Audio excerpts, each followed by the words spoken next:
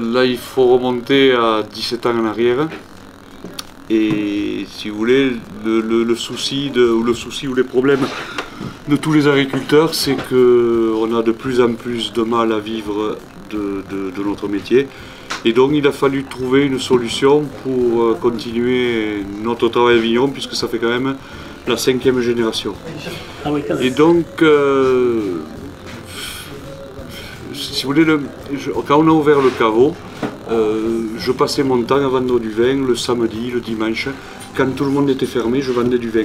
Et je passais mon temps, les personnes me disaient, mais où on peut manger, où on peut manger. Et j'ai passé mon temps, quelques années, à guider des gens selon les personnes, aller ici ou aller là-bas.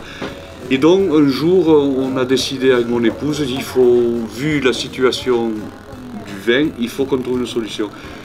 Et on a commencé à penser à servir, donc on a ouvert la taverne vigneronne en 2015, en pensant travailler, faire une saison et puis passer au vendange, et puis arrêter là. Et donc on a fait la saison d'été, qui s'est pas trop mal passée pour une première année, et ici c'est l'endroit où on stockait les bouteilles de vin, enfin c'est un endroit de stockage. Et les personnes qui étaient venues dans l'été, après les vendanges, on avait des coups de téléphone en disant « Est-ce que vous nous feriez manger ?» Vu l'investissement qu'il avait dû faire, on n'a jamais dit non. Sauf que les premières personnes qui sont venues manger ici, après les vendanges, elles mangeaient au milieu de palettes de vin. Alors selon les groupes que j'avais, on passait un moment à mettre une table à droite, à gauche, et les gens venaient manger, mais honnêtement, ils se gelaient. Il fallait manger avec la veste, il n'y avait plus de chauffage, il y avait pas... et on ne comprenait pas pourquoi ces gens-là revenaient. Voilà. Et petit à petit, on a aménagé, on a créé autre chose, on a augmenté la gamme de vins, et au bout de 4 ou 5 ans, si vous voulez, on a un panel de 6 plats différents, pour 6 vins différents. Et selon ce que les personnes viennent manger chez nous, on leur sert le vin qui correspond au plat qu'elles viennent choisir. Voilà. Et le prix du vin est inclus dans le prix du menu. On ne compte pas de surplus. Voilà, vous avez le vin qui est compris dans le menu en partant du principe qu'on est un pays de vin, et sans vouloir rentrer dans les détails. Et que je trouve dommage que dans certains endroits, on fasse payer le vin, à mon avis, plus cher que la normale, pour ne pas en dire plus. Et donc on a mis le vin au prix, et donc vous avez le verre de vin qui correspond au plat.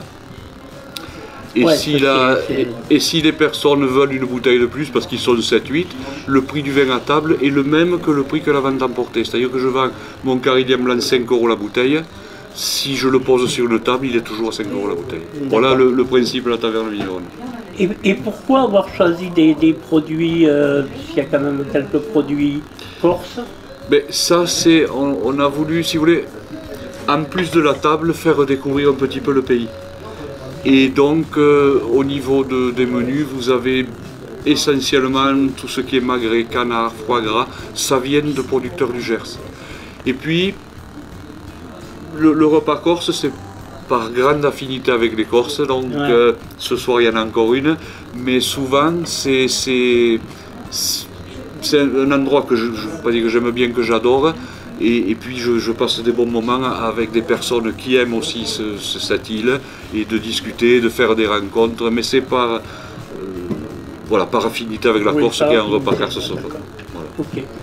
Et Tournissan, il faut... C'est vrai que c'est un coin, on n'y va pas facilement, quoi.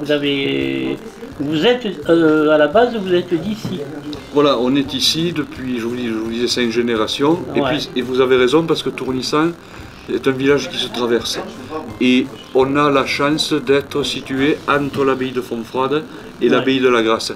Et beaucoup de personnes passent dans Tournissan et découvrent Tournissan et tout ce qui peut y avoir à l'intérieur. On a un sentier botanique, on a un sentier pédestre. Enfin, il y a quelques aménagements qui sont et qu'on fait petit à petit découvrir, et puis le bouche à oreille fait que petit à petit on a de plus en plus de monde.